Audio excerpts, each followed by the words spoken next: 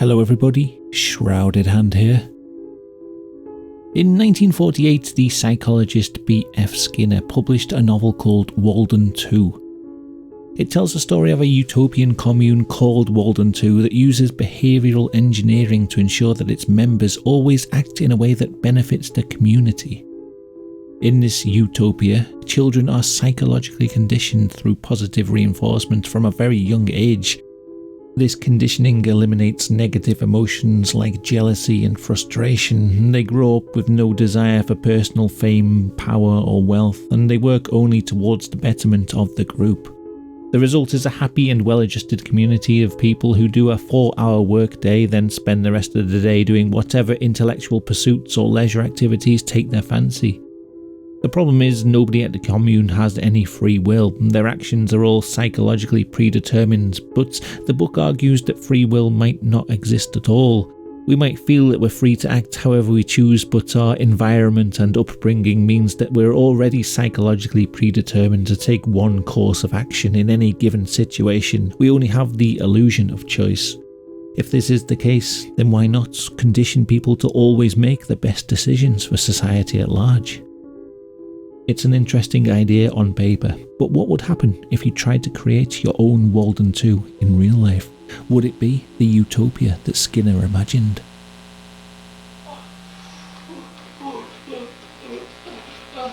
That hurts. Okay, stop for real. Stop. Ow!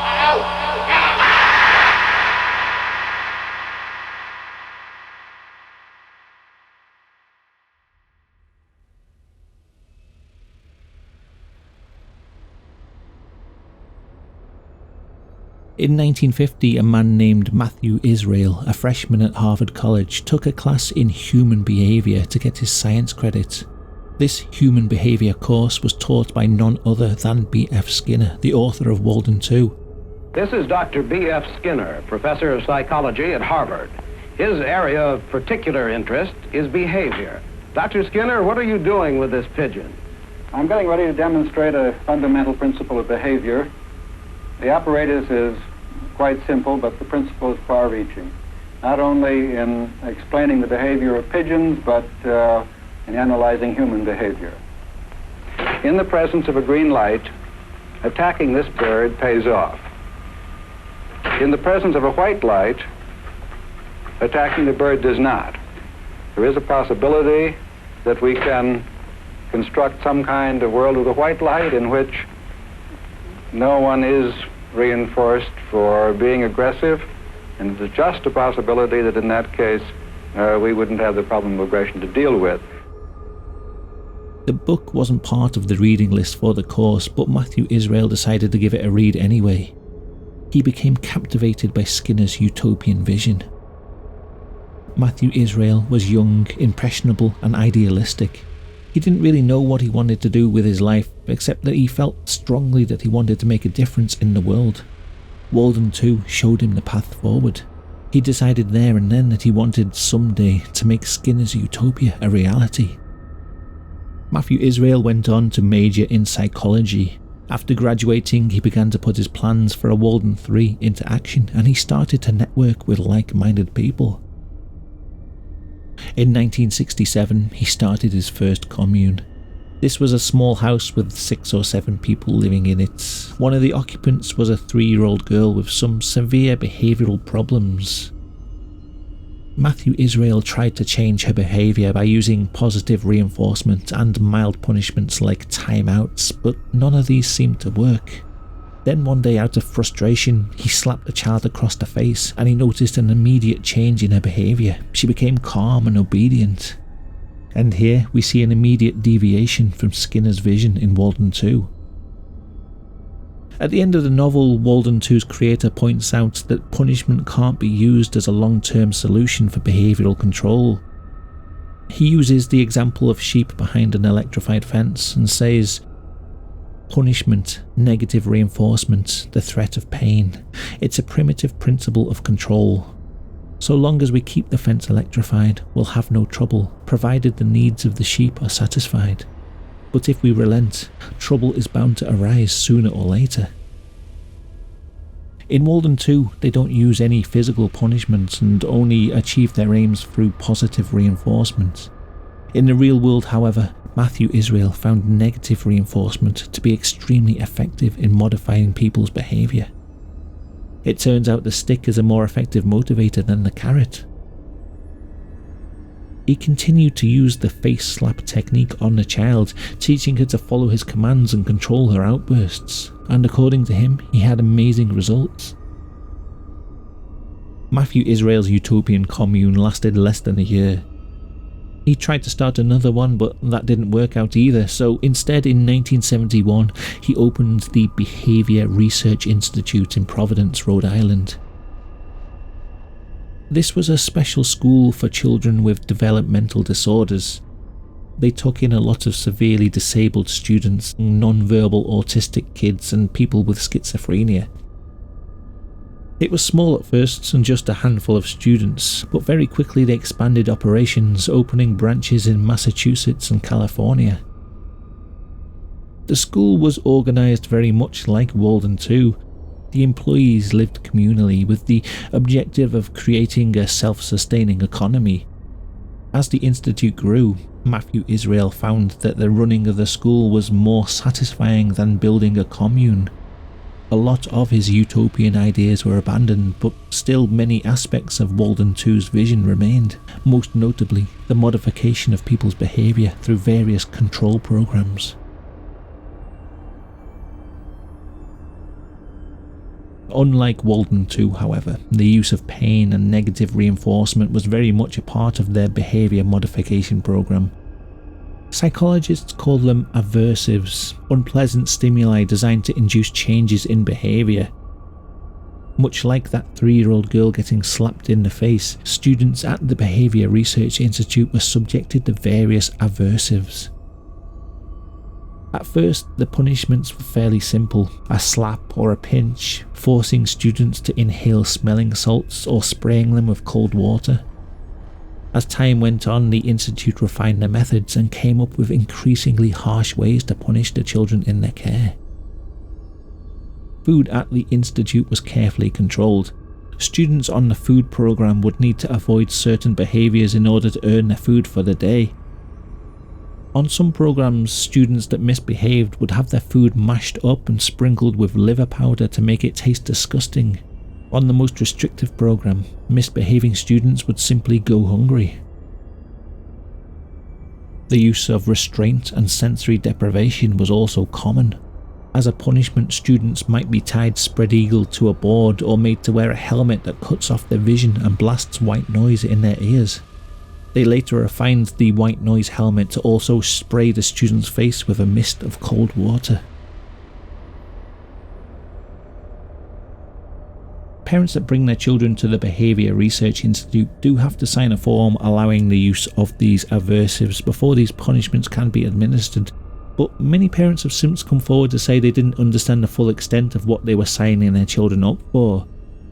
As time went on, parents, former students and workers at the institute started to come forward with stories about the horrors that had been inflicted on the children there.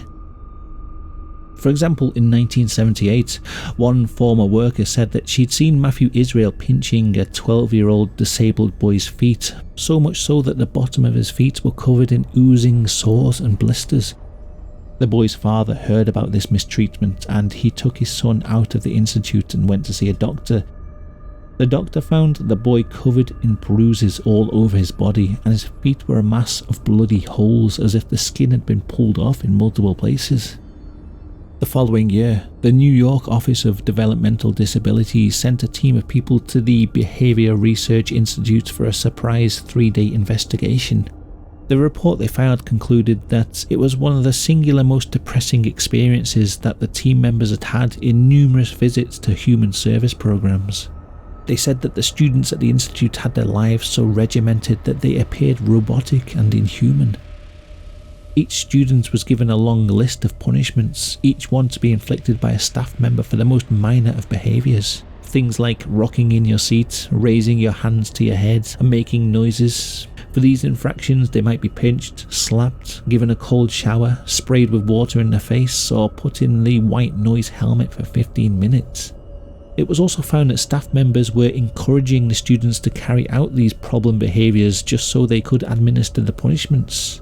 And this apparently was all part of the program. Students needed to learn that certain behaviours would result in punishment, and so it was important to repeat the punishment cycle as much as possible by goading them into performing certain actions. This meant that students were being punished hundreds of times every day. As a result of the investigation, New York State restricted the institute's use of aversives. Now they could only be used when the student was likely to cause serious physical danger to himself or others, and only after positive reinforcement had been proved ineffective. These regulations only applied to students that had been placed there from New York. The restrictions were also so open to interpretation that they had little effect on the institute's use of aversives. The punishments continued almost unabated. In 1981, a 14-year-old autistic boy named Danny Aswad died at the Behaviour Research Institute. At the time of his death, he was restrained face down on his bed.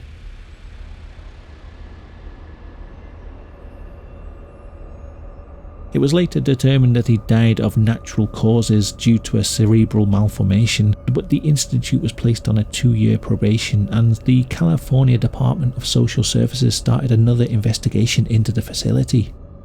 The California report contained a laundry list of disturbing malpractices.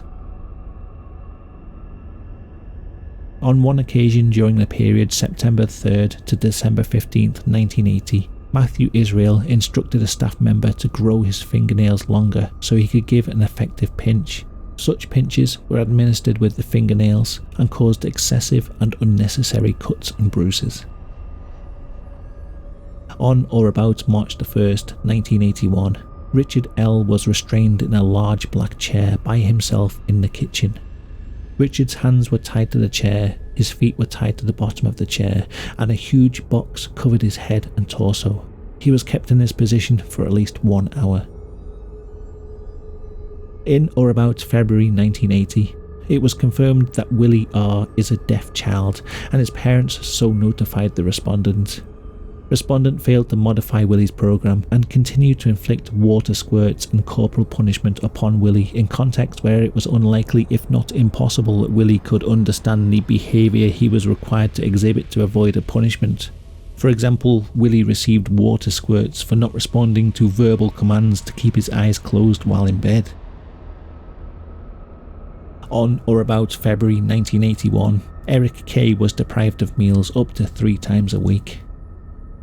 On occasion during the period from September through December 1980, and for an unknown period of time before and after that month, Richard L. was placed in the backyard of the facility by himself whilst in restraints. Respondent fed Richard L. when he was in the yard by placing a plate of food on the ground with no eating utensils. Ricky would have to eat with his arms restrained to his sides. When Carl was placed in isolation, the respondent would not allow anyone to speak to Carl for 24 hours. He would be restrained in the classroom behind boxes until 11 p.m. Then he would be tied to a piece of furniture in the living room in a kneeling position to sleep. On these occasions, he would be deprived of a bed, pillow and blanket. Respondent instructed its employees to dress residents in long pants and long-sleeved shirts to prevent relatives and other visitors from seeing the bruises and abrasions resulting from pinches and spanks. As a result of this investigation, the Behaviour Research Institute was banned from using aversives in its California branch, and Matthew Israel was banned from entering the facility. In 1983, however, the Massachusetts Office for Children gave the Behaviour Research Institute official permission to use physical punishment. The Massachusetts branch had an open door policy. They would take in any kid no matter how bad their behaviour. As a result, many severely autistic children from all over the states, as well as out-of-state students from New York, started getting shipped off to Matthew Israel's institute. The Behaviour Research Institute in Massachusetts continued to grow, accumulating wealth and political influence along the way. In 1985, another death. A 22-year-old autistic man named Vincent Militish had a seizure whilst wearing a sensory deprivation helmet, and he died of asphyxiation.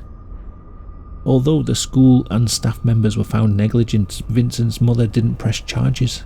She did, however, sue the centre for $10 million.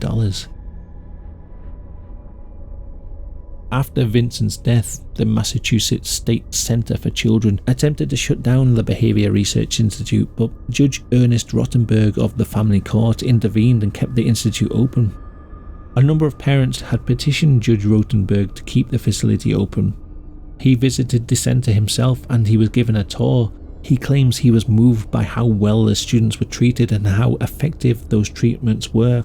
He argued that closing down the centre was like playing Russian roulette with the students' lives. Thanks to his intervention, their facility remained open. In 1988, a new form of punishment was introduced to the institute. The Self-Injurious Behaviour Inhibiting System, or SIBIS for short. The SIBIS device is worn on the body and it detects any impact to the head and delivers an electric shock to the wearer. It was made for disabled children who engage in behaviour like hitting themselves in the head or butting their head against the wall.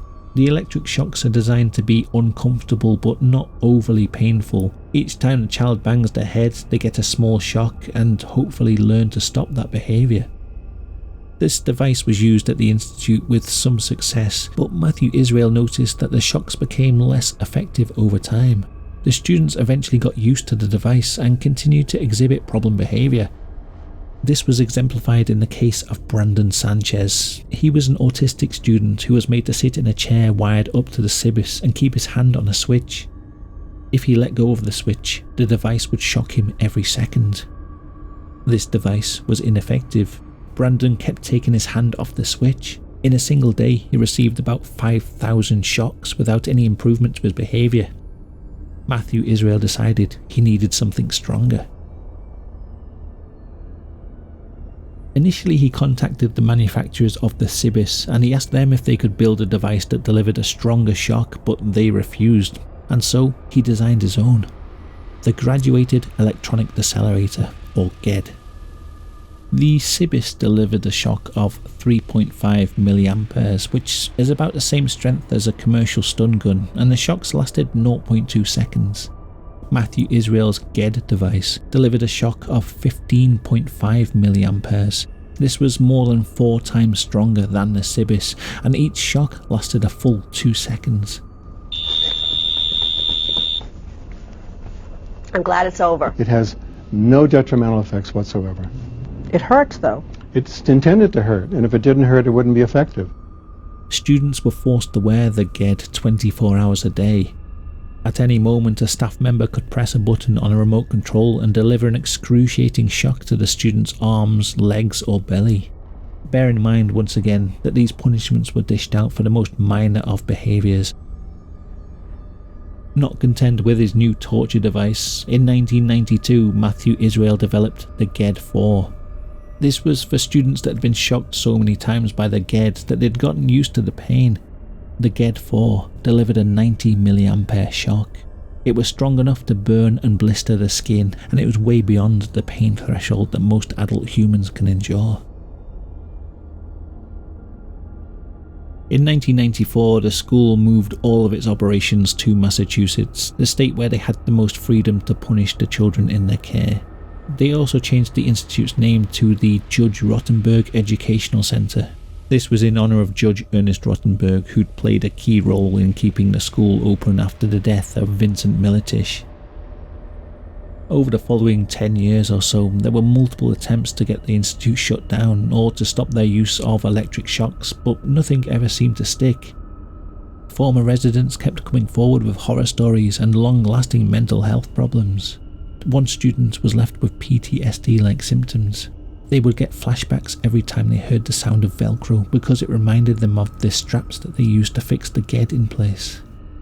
One student was left with severe insomnia after staff shocked her in the middle of the night while she was sleeping. It was not explained to me why I got this shock. I was terrified and angry. I was crying. I kept asking why, and they kept telling me no talking out. After this incident, I really stopped sleeping. Every time I closed my eyes, they would jump open, anticipating that jolt somewhere in my body. In 2002, this video was filmed. It shows 18-year-old autistic man Andre McCollins tied to a board being repeatedly electrocuted. The first shock was administered because he refused to take off his coat. Subsequent shocks were administered because he was screaming out in pain and tensing up his body. Not only are the students tortured, but they have to endure the torture in silence or receive more torture as punishment. Andre was shocked a total of 31 times. The following day, his mother took him to the hospital. He was treated for third-degree burns. He was unable to speak and was diagnosed with acute stress disorder.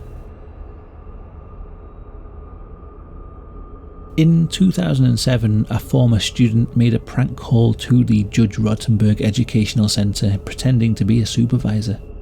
He convinced staff members to administer electric shocks to 2 teenage students in the middle of the night. One student received 29 shocks, the other received 77 shocks, and afterwards had to be treated for second-degree burns. 6 members of staff were fired after this incident, but the school retained its license to administer shock treatments. Eventually, this did lead to Matthew Israel being charged with child endangerment, obstructing justice, and acting as an accessory after the fact. As part of his plea deal, he had to step down from running the Judge Rotenberg Center, but it continued to operate under new management, and its use of painful aversives remained very much in place. It wouldn't be until 2020 that the FDA decided to ban the use of these aversive electroshock devices. They were banned in the treatment of self-injuring or aggressive behavioural disorders, but they did remain legal for other aversive therapies like helping people to quit smoking. The only problem with this is it left a loophole in the law. The US code states that the FDA is forbidden from limiting or interfering with any healthcare practitioner in prescribing or administering any legally marketed device. As the device remained legal in some circumstances, the FDA would either have to issue a blanket ban on these devices or allow medical practitioners to continue using them. As far as I can tell, this means that the GED is still in use and the Judge Rotenberg Center continues to operate to this day.